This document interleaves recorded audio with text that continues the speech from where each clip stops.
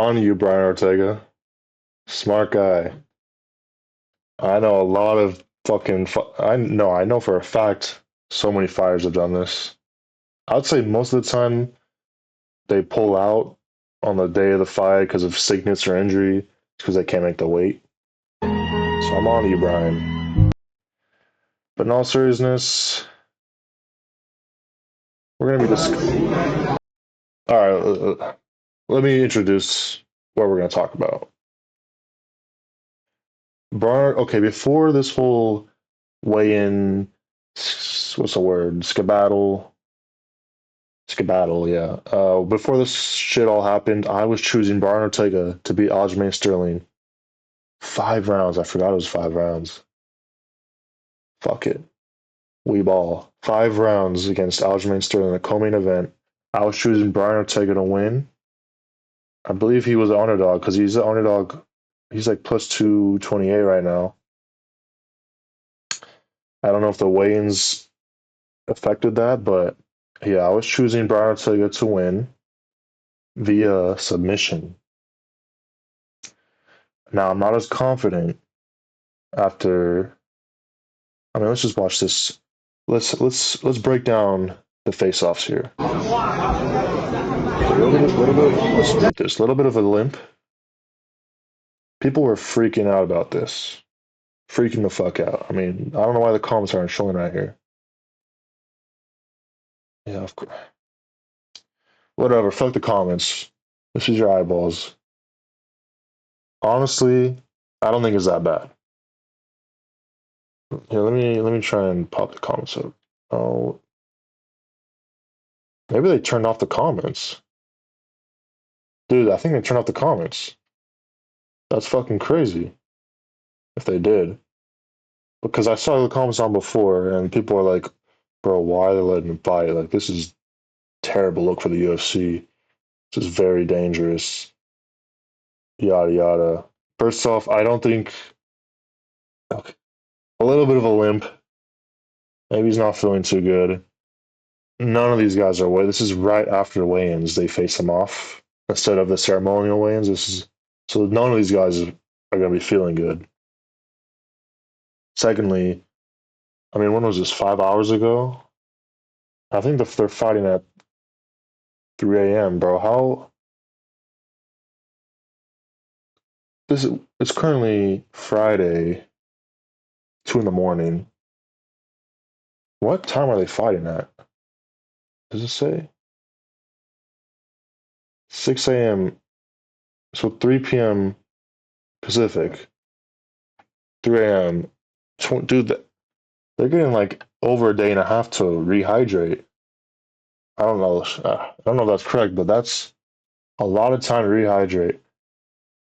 I think, secondly, if Brian was really that bad, if he was really that bad, the commission would not, the, I know in the US, the commission would not let him fight if he was that bad. We are in China, though. So that's where it gets a little sketchy. However, I still believe if he was that bad, anyone from the UFC, the commission, the doctors, they wouldn't let him fight. I want to point this out as well. Oh no. Oh, this is another angle actually. Although Ryan Aljamain Sterling. hold up. Of the face-offs. Another angle. I mean, it's really not that bad. It's not that bad. All right, this angle makes it look better. But I wanted to show the weigh-ins. Fuck. Yep, go Army. Oh, charcoal. All right. Let's go back. I want to point this out right here. That's either one of two things. That is blood drawing, which is, I don't know why they would do that, or that's an IV to rehydrate. Correct me if I'm wrong, Well, no, I know for a fact IVs are banned in the US. Are they banned in? I thought they were banned everywhere. But maybe they're not banned in China. I'm not going to do my due diligence on that. But remember the whole scandal with Dan Hooker and Makachev. Dan Hooker was accusing Makachev of rehydrating with an IV in Australia when he fought Volk. And there's this whole thing. So I know for a fact IVs are not allowed in the US.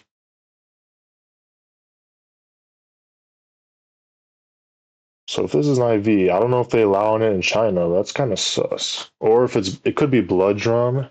But why? I'm thinking, why would they draw the blood? Because I had read comments, or I've seen reports that Brian Ortega fainted, and then he went to the hospital because of the weight cut. Now that I'm thinking of it, like if that was the case, I don't think they let him fight. But he for sure had weight complications.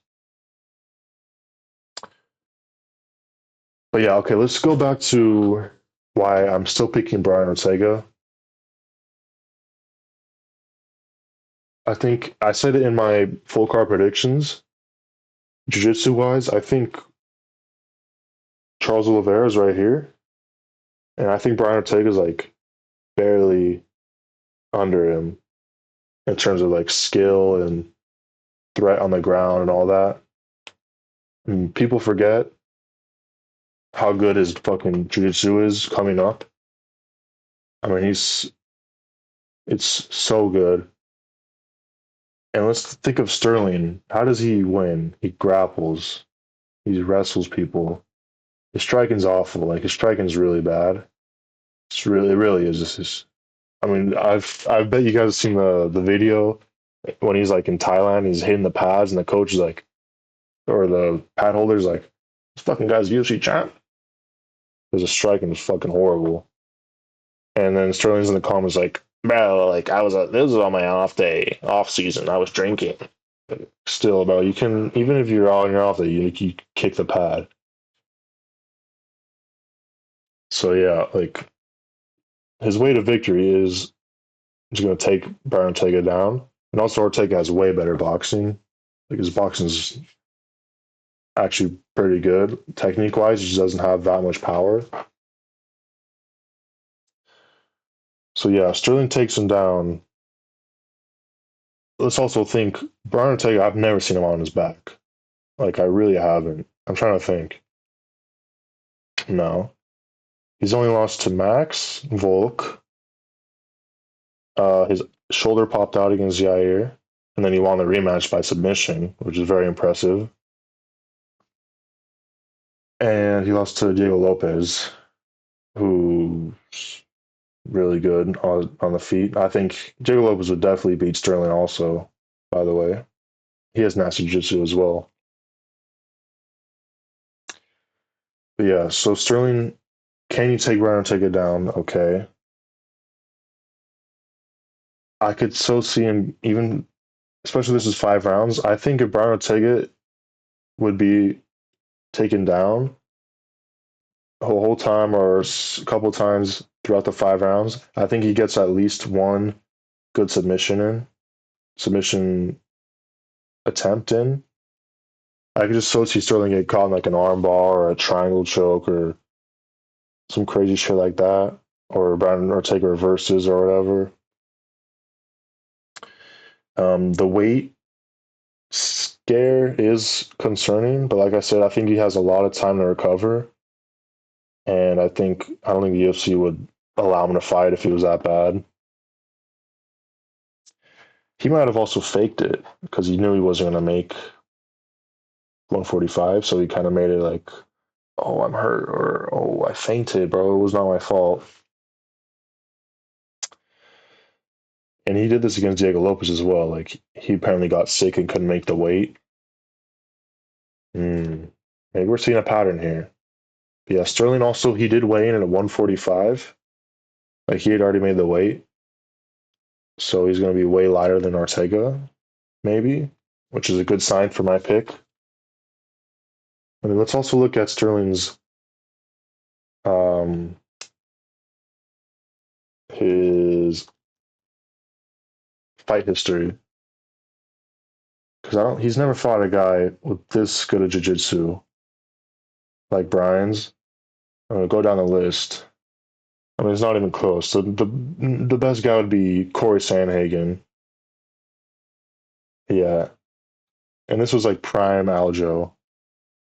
Now he's still very good. He did really good against Movzar. Honestly, it was a close fight. I wish this was 5 rounds. To be honest, actually, I don't. But yeah, where am I going with this? I just don't think like Brian Ortega. His jiu-jitsu is so good, and his striking is way better than Aljamain. I can't see him just like totally dominating Ortega because I've never seen Ortega on his back. Really haven't. I think people are putting in way too much stock into how he looked. No one looks good on the weigh-ins. You have to remember, like they weigh in, everyone weighs in, and right away they face off. So they're gonna drink their water, but they're still not gonna feel good. They're not gonna feel 100%. Whereas in the pay-per-views, they weigh in, and then they have like 8 hours for the ceremonial weigh-ins, so they're all freshened up and they feel like 100% pretty much. Also, maybe if Ortega got the IV and rehydrated better, that's even more plus or more. Oh fuck. Or yeah, okay. I'm gonna end the video here, but look at the odds plus 225. I know Sterling was former champ, pound for pound, one of the best bantamweights. I just like I would be so shocked if he just wrestle fucked Ortega and Ortega didn't get a submission game on. But hey, we'll see tomorrow. Tomorrow, yeah, we'll see tomorrow.